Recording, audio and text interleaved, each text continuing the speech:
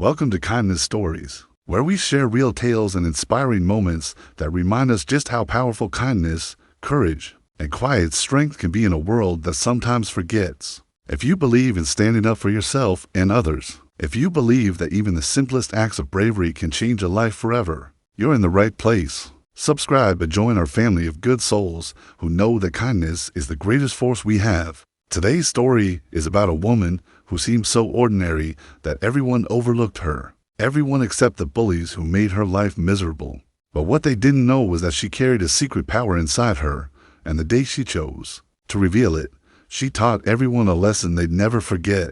It was the middle of spring semester at a small state college tucked away in a quiet town. The campus was the kind that looked beautiful when the cherry blossoms bloomed, with students lounging on the grassy quad, earbuds in, laptops open, pretending to study while the sun warmed their skin. But inside the old brick buildings, where the paint peeled and the radiators hissed, not everyone had an easy time fitting in. In one of those aging classrooms sat Emma Brooks. She was 24, older than many of her classmates because life had forced her to take the long way to college. Emma worked nights at a local diner, pouring coffee and wiping down tables while saving every dollar for her tuition. She was the kind of student professors loved because she never missed an assignment and always showed up early. She was also the kind of student some classmates loved to pick on because she never fought back. Emma was easy to overlook. She didn't wear trendy clothes. Her backpack was old and frayed at the seams, stitched up in places where the fabric had worn thin. Her hair was a simple brown bob that she pinned back to keep it out of her face. She spoke softly, kept her head down, and always seemed to be writing something in her notebook when the rest of the class was chatting and laughing. Maybe it was because she was quiet, or maybe it was because she didn't have a big group of friends to back her up. But whatever the reason, 3 classmates decided Emma would be an easy target. Their ringleader was Alex, a tall, broad-shouldered guy who thought his jokes were the funniest thing in the world. He was always surrounded by his buddies, Mark and Tyler, who hung on to every word he said. Alex came from money. He drove a shiny black pickup truck that he liked to rev at red lights just to show off.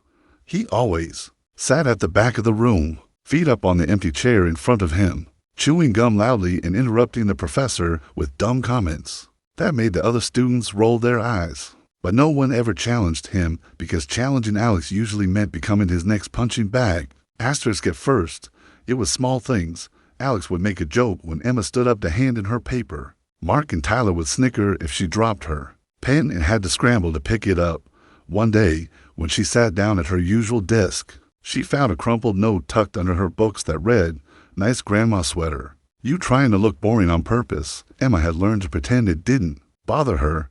She lived through worse than childish bullying, but ignoring it didn't stop it. If anything, it made them bolder. One Friday afternoon, everything came to a head. The air outside was heavy with the promise of a thunderstorm, and the classroom felt even stuffier than usual. Professor Reed was running late, which gave Alex and his friends extra time to stir up trouble. Emma sat in her usual seat by the window, her notebook open, pen in hand, writing down reminders for her shift at the diner that night. Alex sauntered over and dropped into the desk next to hers. He leaned close, the smell of cheap cologne and mint gum overpowering. "KM, you got $1. I'm kinda thirsty," he said with a grin. Emma didn't look up. She kept writing. "Sorry," she said softly. "I don't have any cash." Alex leaned back, pretending to be shocked. "Wow, look at that. She can talk." Mark and Tyler cracked up behind him. Alex leaning closer. "Come on, Grandma. You always got that ugly old purse. Let me see what you got in there." He reached for her bag, and this time Emma's hand snapped over it, holding it against her chest. "Leave me alone," she said, her voice steady for once. Alex's grin slipped. "Oh, you got a backbone now?" He flicked the edge of her notebook off her desk. It landed on the floor, pages splayed open. Emma's heart thudded in her chest, but she didn't move.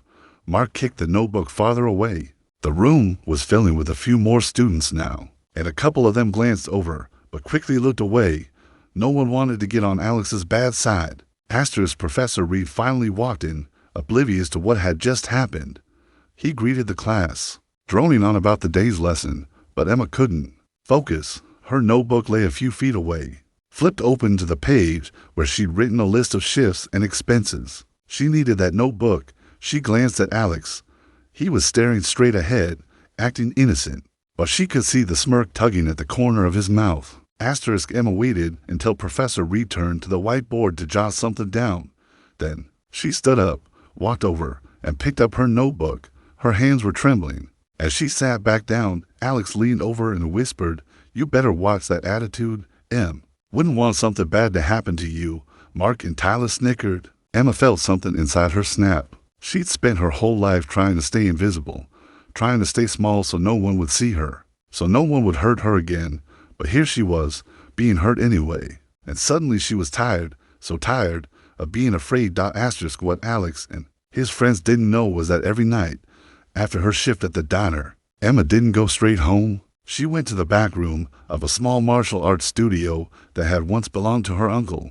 She'd been training since she was 15, learning discipline and defense, learning how to control the fear that had once ruled her. She had a black belt in Taekwondo, a brown belt in Judo, and a love for MMA that had given her back her confidence piece by piece.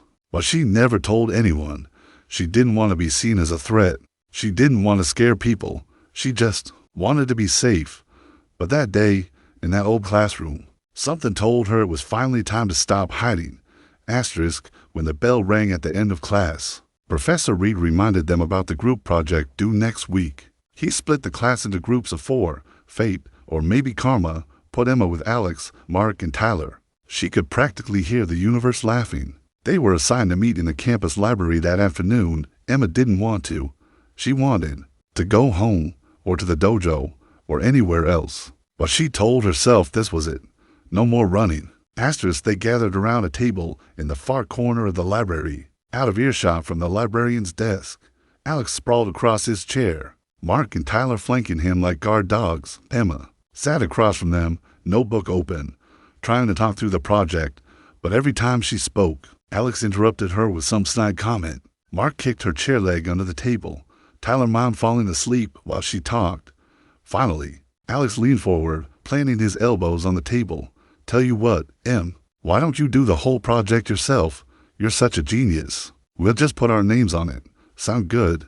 He reached across and flicked her pen out of her hand. Emma's eyes met his, and for the first time ever, she didn't look away. "No," she said.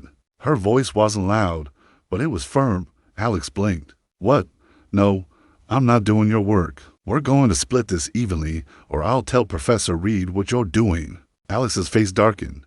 He leaned closer, his voice low and mean. "You think anyone's gonna believe you?